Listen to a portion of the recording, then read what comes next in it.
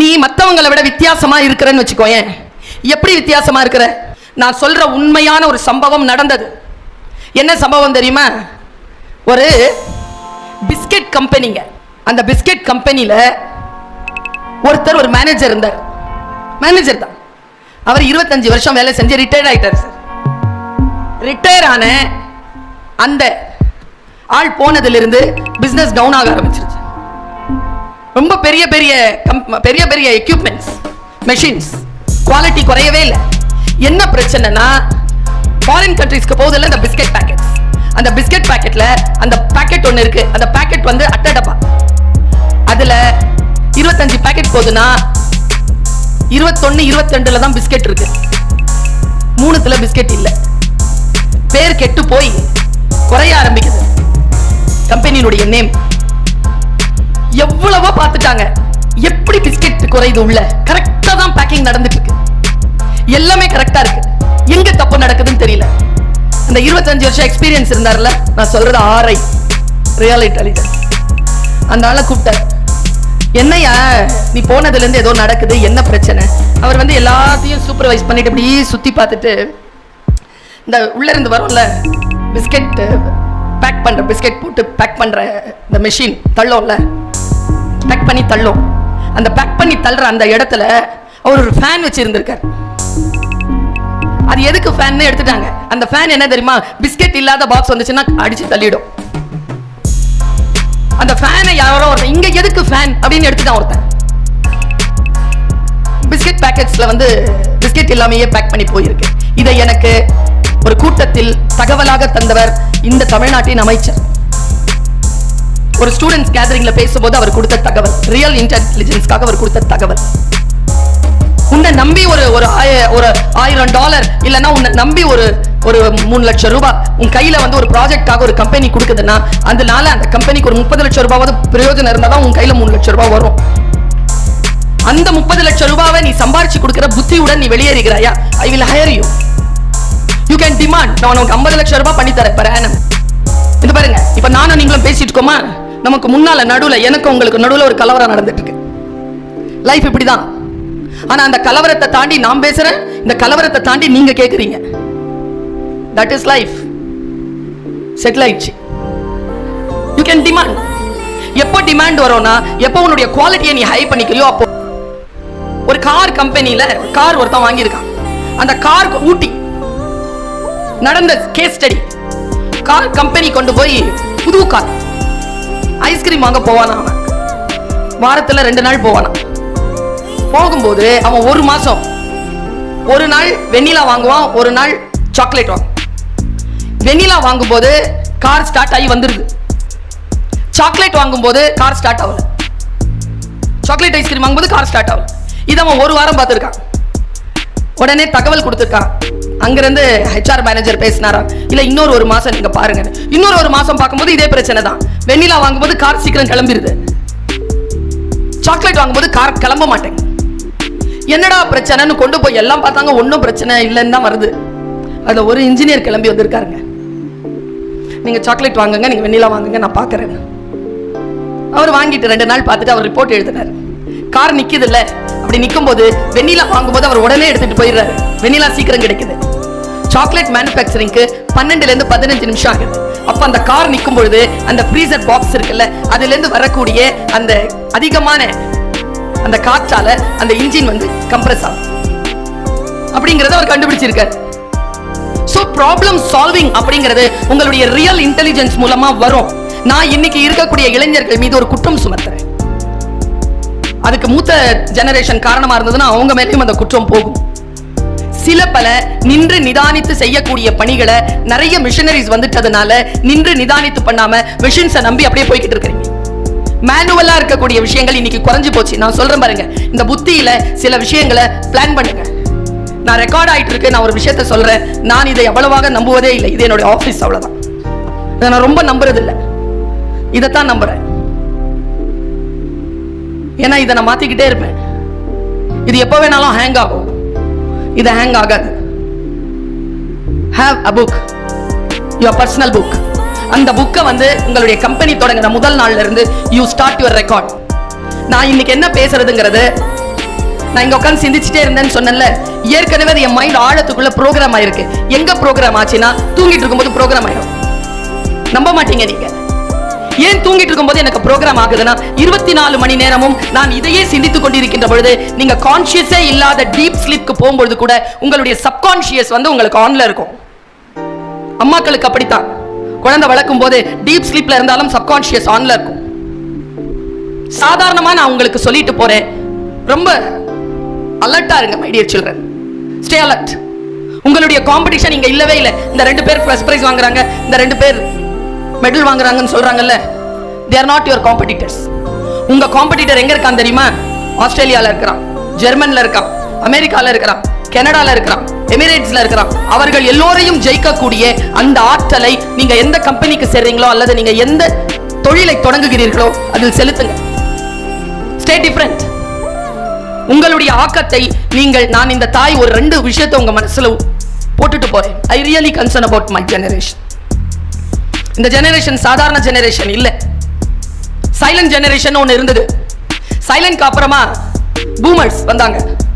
பூமர்ஸ்க்கு அப்புறமா generation X வந்தாங்க. நாலாம் ஜெனரேஷன் எக்ஸ். 64 to 80 பிறந்தவங்க எல்லாம் ஜெனரேஷன் எக்ஸ். 80க்கு பிறகு பிறந்தவங்க எல்லாம் மில்லேனியல்ஸ். அதுக்கு பிறகு பிறந்தவங்க எல்லாம் ஜெனரேஷன் ஜி. நீங்க எல்லாம் தான். எங்களுக்கு இல்லாத சவால் உங்களுக்கு இருக்கு. ஏன் தெரியுமா? 2010ல பிறந்ததெல்லாம் ஜெனரேஷன் ஆல்பா. இப்ப 15 வயசுல இருக்குதுங்க. இன்னும் 5 வருஷத்துல உங்களை சந்திப்பாங்க. அவங்கள இன்னொரு 15 வருஷத்துல சந்திக்கிறதுக்கு 2 மாசத்துக்கு முன்னால பிறந்துருச்சு ஜெனரேஷன் பீட்டா. முதல்ல நான் என் வயதில் இருக்கக்கூடியவர்களுக்கு சொல்லுகிறேன், நான் ஃபைனல் இயர் ஸ்டூடெண்ட்ஸ் என்கிட்ட பேச மாட்டாங்களான்னு ஏங்கி இருக்கேன். இப்போ நான் காலேஜ் ப்ரொஃபஸரா இருக்கிறேன். ஃபைனல் இயர் ஏங்குது, ஃபர்ஸ்ட் இயர் பேசாதாங்க. Youth power, young mind power இன்னைக்கு டாப் மோஸ்ட் ரேஞ்ச்ல இருக்குதுன்னா, நீ உள்ள போகும் பொழுது அடுத்த ஜெனரேஷனுக்கு மேல நீ நிக்கணும்னா நீ இன்னும் உன்னுடைய டோல நிக்கணும். இந்த லேயர்ல நீ ஏறினால் ஒழிய சஸ்டெயின் பண்றது. நான் ஒன்னு சொல்றேன், உன் டைரிகளில் இன்று எழுதி வைத்துக்கொள். முதல் வெற்றியை வரலாறு காகிதத்தில் தான் எழுதி வைக்கும். 2வது வெற்றியை தான் அது பொன் எழுத்துகளில் பொறிக்கும். முதல் வெற்றி காகிதம் தான். 2வது வெற்றிக்கு நீ உன்னை கொண்டு போகணும். முதல் வார்த்தையை சொன்னேன், எங்க இருக்க விரும்புகிறாயோ அங்கே இரு. 2வது வார்த்தையை சொல்லுகிறேன், எதற்காக நினைவு கூறப்பட வேண்டும் என்று நினைக்கிறாயோ start that program from now. NOW now.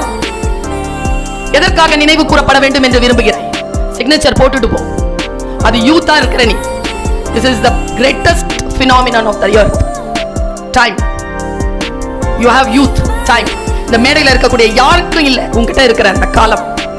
You are just 20, 21. இவங்க எல்லாருமே 50 தாண்டிட்டாங்க. 30 வருஷம் அவங்க உனக்கு முன்னால போயிட்டாங்க. நீ 30 வருஷம் அவங்களுக்கு பின்னால வர நீ மிகப்பெரிய உலகத்தை பார்க்க போகிறாய். இதை வரலாறு காகிதத்தில் எழுதி கொள்ளும். பொன்னெழுத்துகளால் பொறிக்கப்பட வேண்டும் என்றால் நீ சில சாதனைகள் செய். அதை இந்த மேடைக்கு நீ மறுபடியும் இந்த சீஃப் கெஸ்டா வந்து உட்கார். அப்பொழுது உன்னுடைய 2வது வரலாறை இந்த கல்லூரி தன்னுடைய பொன்னேடுகளில் பொறித்து வைத்திருக்கும். வாழ்க்கை நமக்கு வாய்ப்புகளைத்தான் தரும், வெற்றிகளை தரவே தராது. யார் ஒருவர் வாய்ப்புகளை சரியாக பயன்படுத்திக் கொள்கிறோமோ அவர்களுக்குத்தான் வெற்றி கிடைக்கிறது. வெற்றி கூட ஒரு வாட்டி கிடைக்கிறது இல்லை, தொடர்ந்து கிடைப்பதற்கான உழைப்பு. என்ன கேட்டா பல பேர் தன்னுடைய வாழ்க்கையில ஒரு சின்ன ரிலாக்ஸேஷன் ஆயிடுறீங்க. எப்போ தெரியுமா? வெற்றி பெற்றவுடன். வெற்றி பெற்றவுடன் நீங்க ரிலாக்ஸ் ஆகுறீங்கல்ல, அங்க தோற்கிறோம். வெற்றி என்பது responsibility. your victory starts from now. you have to change this victory as a சாதனை. சாதனையா இதை மாத்து. இது விக்டரி தான்.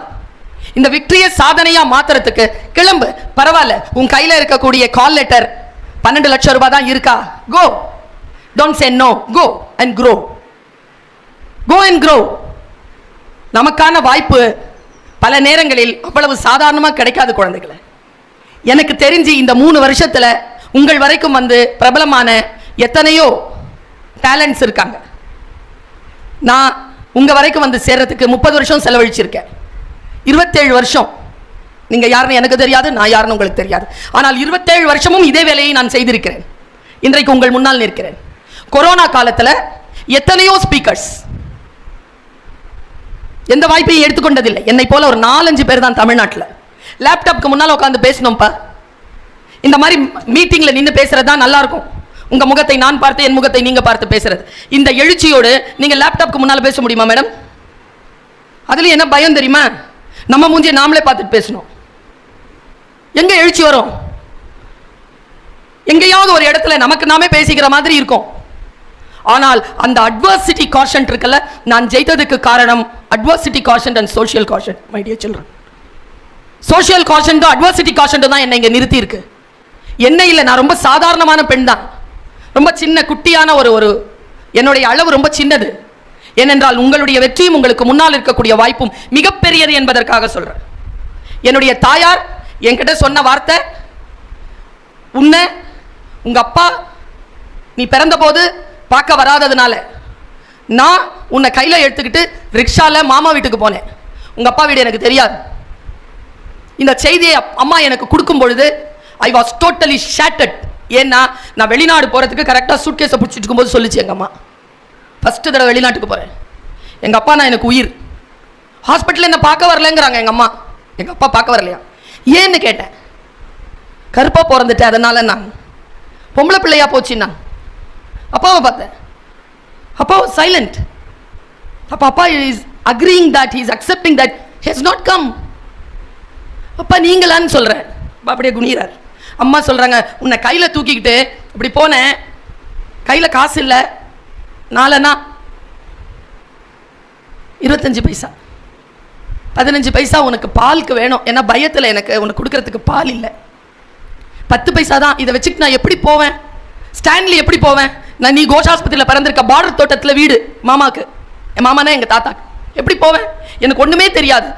26 வயசு பெண், டுப்டி போட்டுக்கிட்டு, பொம்பளை பிள்ளைய, 3வது பொண்ணு நான், கையில் பிடிச்சிக்கிட்டு ரிக்ஷாவில் ஏறி இருக்கு. இதை எங்கள் அம்மா நான் வந்து ஃபாரின் போகும்போது சொல்கிறாங்க.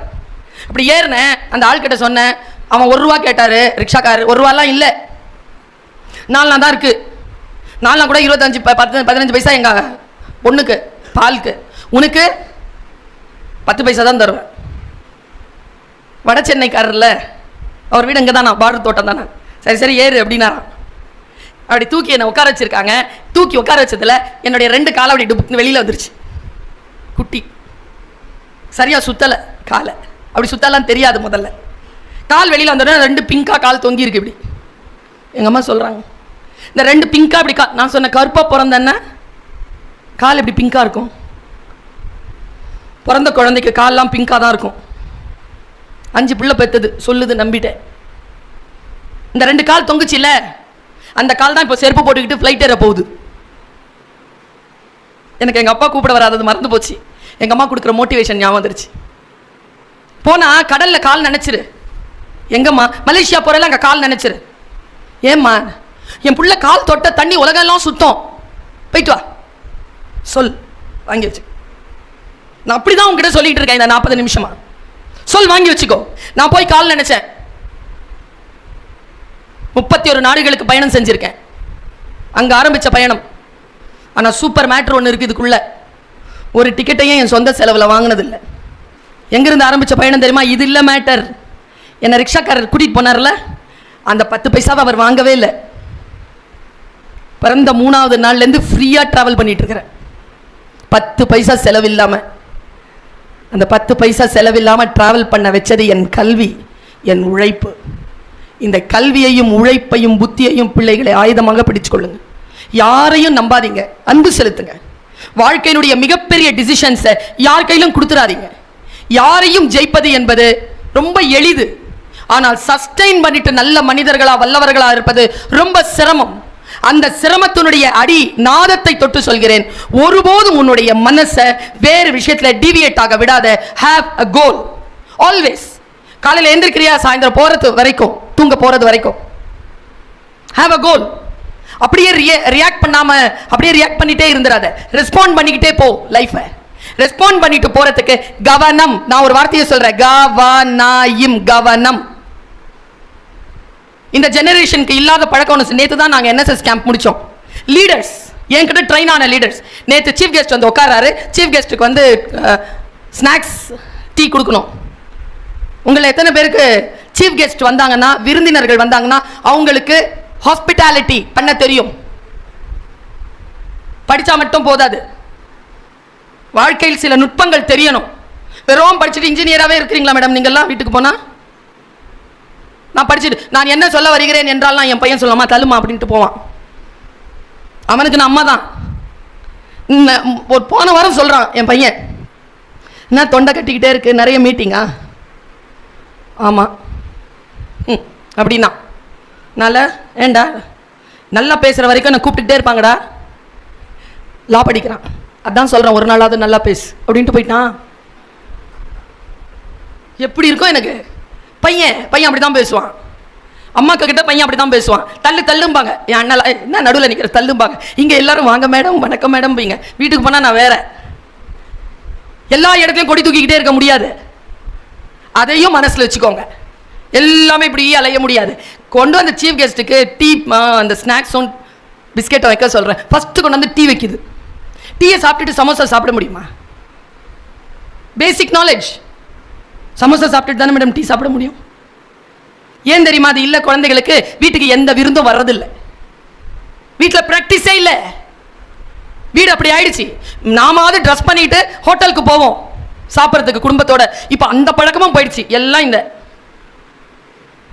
வாசலுக்கு கொண்டாந்து கொடுக்குறாங்க சார். அதே அழுக்கு நைட்டியோட போய் உட்காந்துக்கிட்டு அதே பீட்சா சாப்பிட்ருக்கோம். அந்த பீட்சாவுடைய விலையை கேட்டால் நெஞ்சு எரியுது எனக்கு. 750 ரூபா சார். எங்கள் குடும்பம் உட்காந்து சாப்பிடும் சார். நாங்கள் 3 பேர் சிக்கன் பிரியாணி மட்டன் சொல்லிட்டு நல்லா நாங்கள் 3 பேரும் சாப்பிடுவோம். வீட்டில் சமைச்சு சாப்பிட்டோம். அது இத்தினூண்டு பண்ணு. அதுக்கு பீட்சான்னு பேர். முதல் வார்த்தையே கெட்ட வார்த்தை. கலாச்சாரம் எங்கேயோ போயிட்டு இருக்கு. இந்த கலாச்சாரத்தை நீங்கள் தூக்கி நிறுத்த வேண்டும் என்பதற்காக இந்த பட்டமளிப்பு விழாவில் பேசுகிறேன். கல்வி பெற்றவர்களிடம் பேசாமல் வேறு யாரிடத்தில் பேசுவது? எல்லோருக்கும் வாய்ப்புகள் இந்த உலகத்தில் விரிந்து கிடக்கிறது. நீ போய் அதை எதை கிராப் பண்ணிக்கிற அப்படிங்கிறது தான். நான் எனக்கு என்ன விருப்பம் தெரியுமா? அடுத்தவர்கள் நம்முடைய சம்பளத்தை நிர்ணயம் செய்கின்ற இடத்தில் இல்லாமல் நாம் நம்முடைய சம்பளத்தை நிர்ணயம் செய்யக்கூடிய இடத்தில் நாம் இருக்க வேண்டும். அப்படின்னா நீங்கள் என்ன குவாலிட்டிஸை காம்படிட்டிவா வளர்த்துக்கணும். பல நேரங்களில் நான் பார்த்திருக்கிறேன், ஒரு டிகிரி வாங்கின உடனே ஃபர்ஸ்ட் அவங்க மறக்கிறது அந்த சப்ஜெக்ட் தான். 4வது வருடம் கூட முழுமையடையாத அந்த மாணவன் அந்த வருஷத்துக்கு பர் ஆனம் அவனுக்கு அந்த கம்பெனி ஆஃபர் பண்ணி இருந்த அமௌண்ட்டை நான் சொன்னேன்னு வச்சுக்கோங்களேன், நீங்கள் ரொம்ப சந்தோஷப்படுவீங்க. 68 lakhs பர் ஆனம். உங்களை போல ஒரு பையன் தான், தமிழ்நாட்டு பையன் தான், உங்களை மாதிரி ஒரு காலேஜில் படிக்கிற பையன் தான். அவன்கிட்ட என்ன இருந்தது? 68 lakhsக்கு அவனை வந்து ஒரு கம்பெனி ஹையர் பண்ணுது. அடுத்ததா இருக்கிற ஸ்ரீதேவிக்கு 62, அடுத்ததா இருக்கிற ஒரு பையன் அவனுக்கு 56. இப்படியே காட்டிக்கிட்டே வராங்க எனக்கு. ஆனால் ஒரு புள்ளி விவரம் என்னன்னா, எதுவுமே வெளிநாட்டு கம்பெனி கிடையாது. அவங்க வெளிநாட்டில் போய் சம்பாதிக்கிறது கிடையாது. இங்கே பெங்களூர்ல தான் எல்லாருமே வந்து ஏஐன்றாங்கல்ல, அதுக்கு பேர் என்ன? ஆப்ரிவேஷன் என்ன? ஆர்டிஃபிஷியல். இன்னைக்கு இந்த உலகத்தை ரூல் பண்ண ஆரம்பிச்சிருச்சு. ஆனால் நான் சொல்லட்டுமா, 1000 ஏஐ வந்தாலும், லட்சக்கணக்கான ஏஐ கான்செப்ட் வந்தாலும், மனிதன் உயிரோடு இருக்கின்ற வரைக்கும் அவனுடைய ஆர்ஐ இருக்குல்ல, ரியல் இன்டெலிஜென்ஸ், அதை எந்த ஆர்டிபிஷியல் இன்டெலிஜென்ட்டாலையும் வெல்ல முடியாது என்கின்ற நிலையில் இந்த நாடு நம்புகிறது என்றால், உங்களை நம்பித்தான் அந்த முடிவுக்கு அவர்கள் வருகிறார். ரியல் இன்டெலிஜென்ஸை வெல்ல முடியாது. நான் ஒரு உதாரணத்துக்கு சொல்றேன், ரொம்ப ஆர்டிஸ்டிக்கலா சொல்றேன். ஒரு கம்பெனி நடந்தது, வெரி வெரி ஸ்மால் குவாண்டம், அது வெரி ஸ்மால். அந்த வெரி ஸ்மால் குவாண்டமை தான் நீ எடுத்து பெருசாக்குவ. சின்ன விஷயங்களை கரெக்டா யோசிக்கிறவன் தான் வாழ்க்கையில ஜெயிக்கிறான். சின்ன விஷயத்துல தோக்குறவன் தான் 99 ஒருத்தன் வாங்குறான், 99.1 ஒருத்தன் வாங்குறான். அந்த 0.1ங்கிறது ரொம்ப சின்ன குவாண்டம் தான். ஆனா அந்த 0.1 தான் எக்ஸலன்ஸ், அந்த 0.1 தான் லெஜெண்டரி, அந்த 0.1 தான் அதுக்கும் மேல. நீ அதுக்கும் மேல இருக்கிறியா? forget about all your hazards. Think deeply.